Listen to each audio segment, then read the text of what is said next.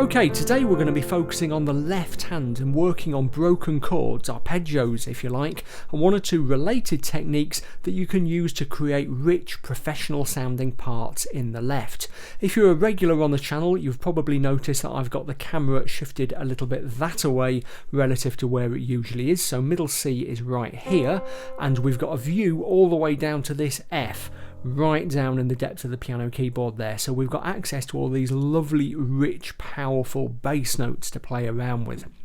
Now, when you first start making your own music on the piano, you know, whether you're songwriting or improvising or doing production work or whatever, the easy and obvious thing to do is to play straightforward block chords, yeah? But that gets pretty boring pretty quickly, and very soon you find that you want to create more movement and more interest in the left, and that's where broken chords really come into their own. Just to show you the kind of thing that I'm talking about, let's have a look at a little snippet of something that I recorded a couple of weeks ago.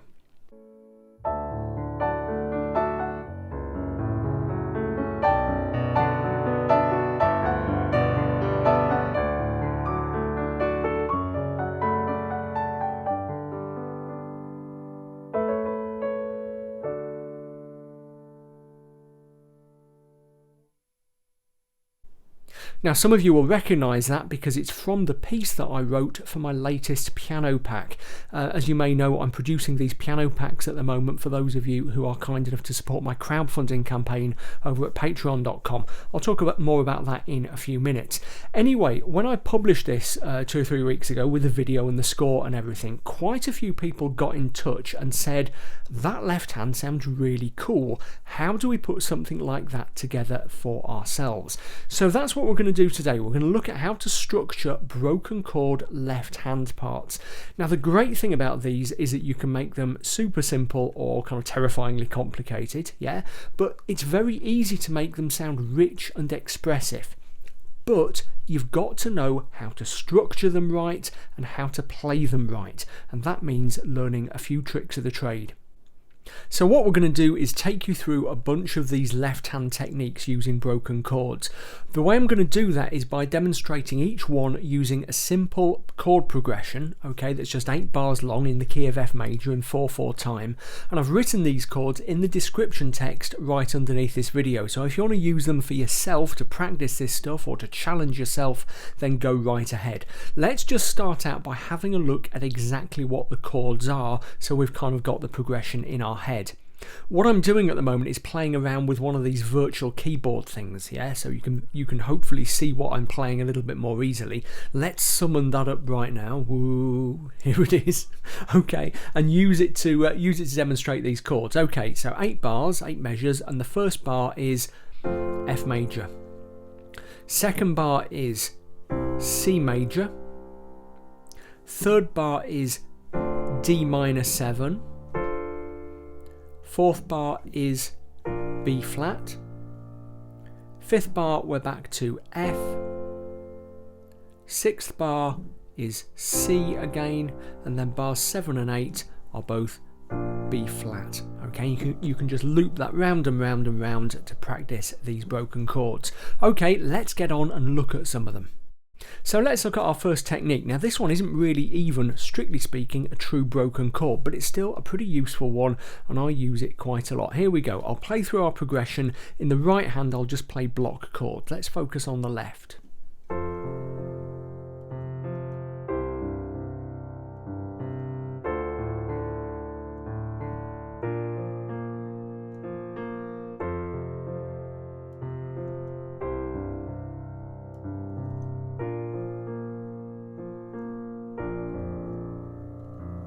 Takes us to the end of our progression. Now, like I said, it's not even a true broken chord because we are not playing enough notes in the left hand to give each chord its full identity by itself. We're relying on the right hand to fill in enough chord notes to give the chord its full sound. So, for example, if we're playing an F chord, then in the left we've just got F and C and the F doubled at the octave, so we're relying on the right hand to provide the A. So if you use this pattern, you need to be aware that it's not giving you the whole harmony by itself, and you're going to have to add that somewhere else, or else imply it, okay? But the big advantage of this technique is that it is really, really simple. I often use it, yeah, but typically I don't use it for extended periods. I slot it in between other techniques. Let's look in detail how it works. So for each chord, we've got the root note of the chord and the fifth note of the chord. And we're just doing this. And I'm holding the lowest note, the bass note there, with my fifth, and then playing the C and the F here, these other two notes, with my second and my thumb. And I'm using the sustain pedals to stick it all together. I don't have to do that. I can make it more kind of detached by not using the sustain pedal, but typically in the kind of circumstances where you want to use this sort of left hand, you are going to use the sustain pedal. We'll discuss the pedal a little bit more in a few minutes. So this one's pretty straightforward, it's pretty simple, you could start using it quite quickly. As I said, disadvantage is that it doesn't give you the whole chord. The other disadvantage is that it's always in, or at least the way I'm playing it, it's always in root position. Okay, we've always got the note that the chord is named after as the lowest note, and that means we have to jump around a fair bit. So for example, from F to C, D minor to B flat, and that might not be a big deal depending on your chord progression, but it doesn't give us a sense of a really kind of organic, natural flowing left hand. Yeah, we'll think about how to deal with that problem shortly. Just while you're digesting that, let me tell you about a couple of offers I think you might be interested in. To start with, I've still got my bundle deal running on my 3 current ebooks: How to Really Play the Piano, An Introduction to Cocktail Piano, and 7 Studies in Pop Piano. You can get all 3 of those ebooks at the moment for just £18.95, which is a 30% saving on what you'd pay if you bought them separately. And if you've already got one of them, don't worry, you can still get a discount on the other 2. You can find out more about that deal over at billspianopages.com/bundle. Earlier I mentioned my Patreon crowdfunding campaign. If you sign up to support me on Patreon, there are loads of great benefits. You get access to those piano packs I was talking about, which are full of original pieces to learn, problems and challenges to help you improve your piano playing skills. Signing up on Patreon, you also get to join the really friendly and fun Patreon community I've got running, and you also get priority support and feedback from me personally. It doesn't cost very much to support me. It's from as little as $2 per video I release on YouTube. Find out more over at patreon.com/Bill Hilton. Okay, there we go, on with the show. Our next technique gives us a full harmony in the left because we're using 3 notes from each chord and also a little bit more movement. Let me just play it through using our progression.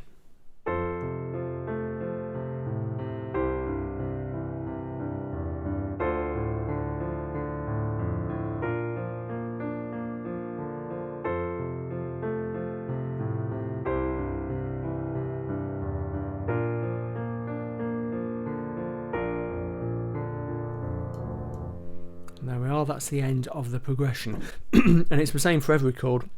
We're going root note of the chord, 5th, root but up the octave, and then over to the 3rd, back down to the root there, back down to the 5th, root, 3rd, 5th, and back to the root down there.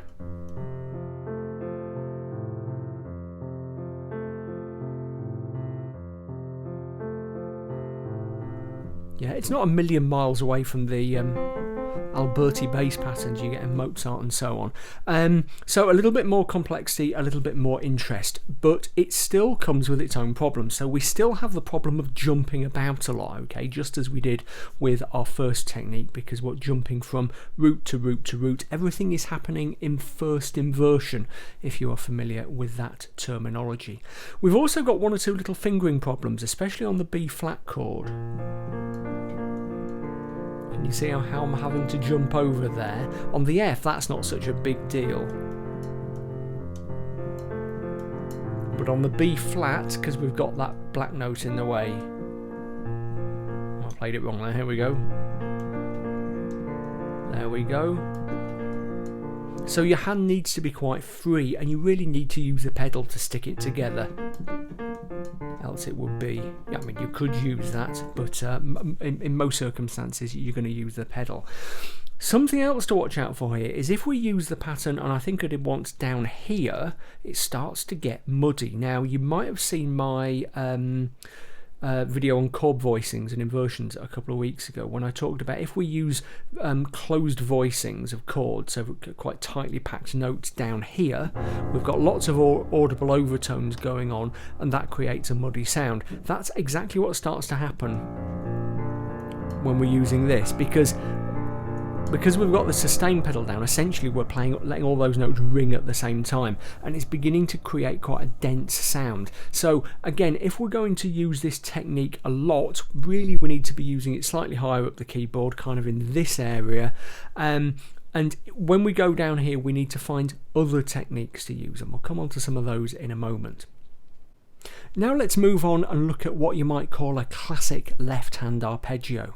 We're going to be using much more space on the keyboard, so I'm going to move my right hand up a little bit to keep it out of the way so the two hands don't crash into each other. We're going to be making a much bigger, a much fuller and more dramatic sound, and we're also going to use this technique to get around some of the problems that we identified a couple of minutes ago. Okay, let me just play through the progression once with this kind of classic arpeggio left. Here we go.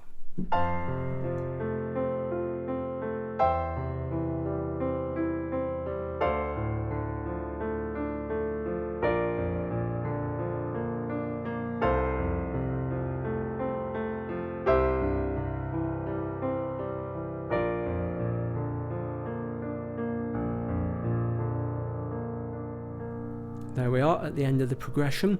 Can you see what I was doing? I wasn't going all the way up and all the way down, yeah? Mainly I was focusing on going up, and there was a little bit of a fold over at the top, if you like. And that fold over is kind of handy because first of all it gets you going down again so that you've got less of a massive jump to make back down. That's one of the big problems. If you do a full arpeggio,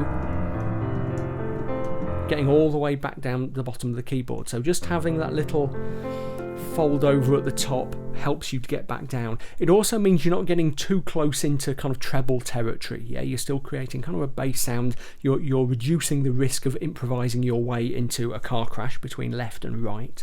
So that kind of helps. What else was I doing there? Now, here's the important thing.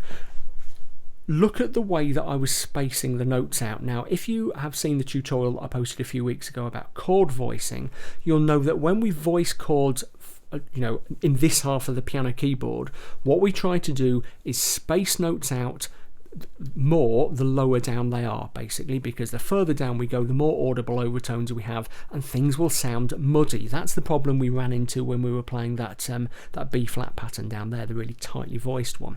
So what I'm doing is spacing the notes out down here and letting them get tighter as they come up.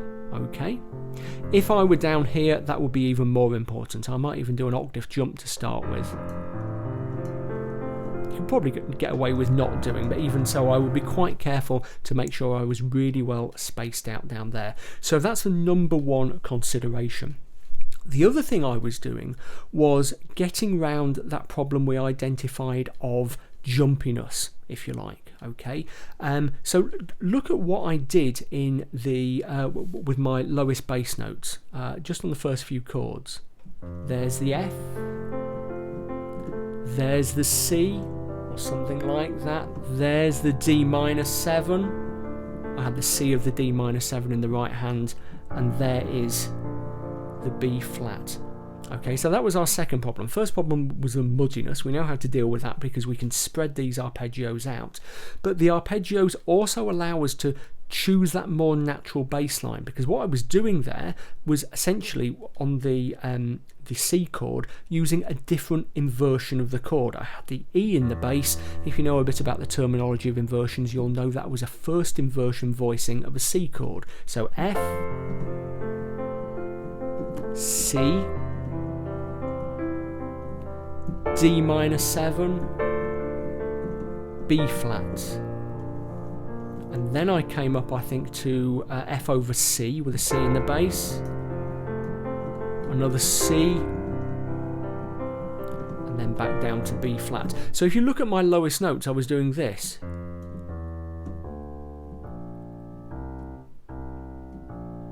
Yeah, a much more natural flowing line as compared to the, which is necessarily kind of jumpy. So doing those big arpeggios really helps us to create a more natural, a more organic sound, and as you can hear, it's also a bit more powerful. Obviously the catch is that they are trickier. It's easier to make mistakes, it's easier to be a bit splashy with these things, so you need to do a little bit more practice to get them right. Now let's think about how we can add a little bit of extra variety to that big arpeggio in the left. Let me just play through and then I'll talk about what I'm doing.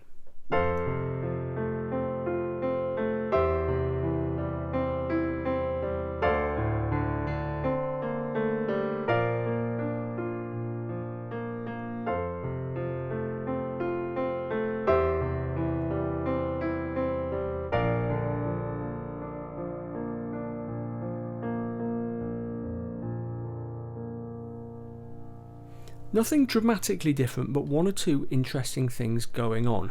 Now, for a start with, well, actually I did it more towards the end. On the B flat chords, I wasn't doing the classic arpeggio up and down a bit thing quite as much. I was playing around much more. A little bit of this pattern crept in at one stage. That's a good example of how you can break chords up in different ways just to create a little bit of extra interest. The other thing I did was put a very small left hand run in, and it was on the D minor chord. I did something like this.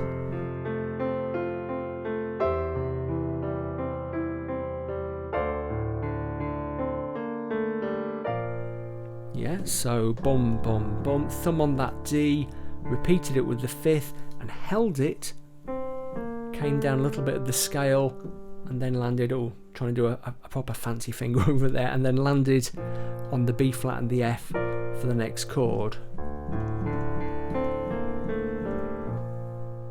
Yeah. All I was doing there was coming down a little bit of the F major scale. We're in the key of F major, and knowing this is yet another good reason to know your scales. If you've kind of got the scales under your fingertips, you know, if you've spent a long time doing this, then that sort of thing should come fairly naturally to you. Okay, just look at what I did with holding that D again there, because I didn't have to, I could have done that, but it would have sounded a bit thinner, and that's because doing that forced me to take the pedal off a little bit, else it would have sounded muddy. Yeah, kind of a bit much. So what I did was kept just a little hint of bass there by holding that down, keeping that ringing, and coming down the scale there before we came to there. Now, putting in those little bits of runs and those little variations of the basic broken chord patterns is really what adds character to your music. You don't want to be doing it all the time, but having those kind of little skills at your disposal is really useful. Now, the way you develop them isn't by kind of memorizing them or learning in advance. It's by sitting down at the piano, playing around with these things, and let your fingers do the thinking a little bit. In particular, practicing your scales, practicing your broken chord exercises will really help, because then you'll find that sort of stuff falls under your fingers much, much more naturally. Okay, now hang on to your pants, because let's get really fancy schmancy.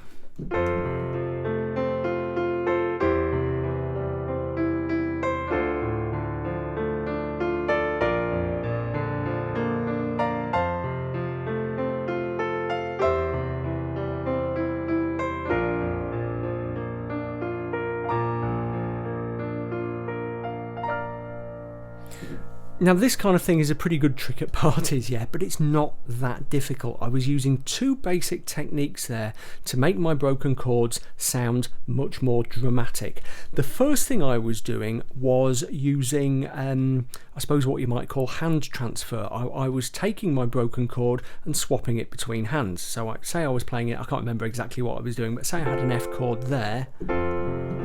Okay, oh dear, my left hand is about to run into it, no problem. My right hand can take over.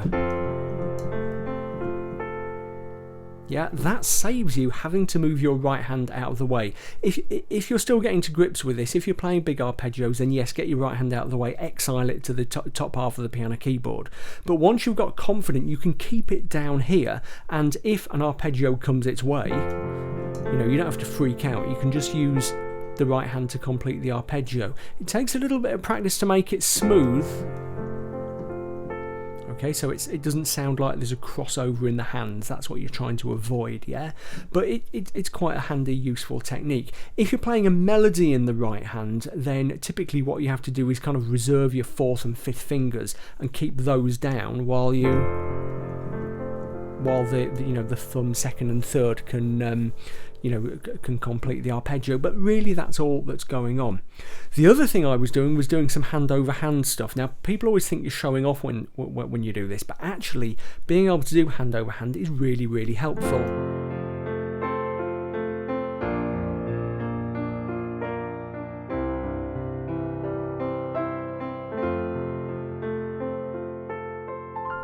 Only because it saves your right hand having to do an awful lot of faffing about and jumping. Yeah, if you're playing a big sort of spread chord, and I want to play this bit up here, then yeah, I could make my right hand jump, but it's much easier to. I can do it with much more grace, and that, yes, it looks cooler, but that extra kind of cool look translates into a cooler, smoother sound. Again, it's the kind of thing that comes with practice. Now, if you have a background of classical piano lessons, then hand over hand will come much more naturally to you because you will have done quite a lot of it quite early on, yeah, because it's really important skill in classical piano. But even if you don't have that background, it's not a big deal. Don't be afraid every now and then to play around with hand over hand stuff. Struggling to talk at the same time here. Classic mistake there, Bill.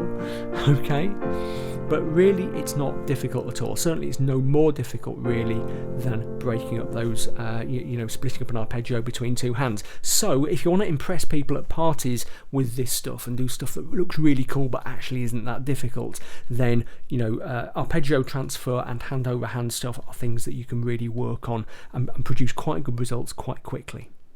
Okay, so there we go. If you found that useful, remember to like this video and add a comment to say hello, and if you're not subscribed to my channel, just hit that red subscribe button and the bell notification icon so you get updates every time I release new videos. Happy piano playing. I'll see you next time.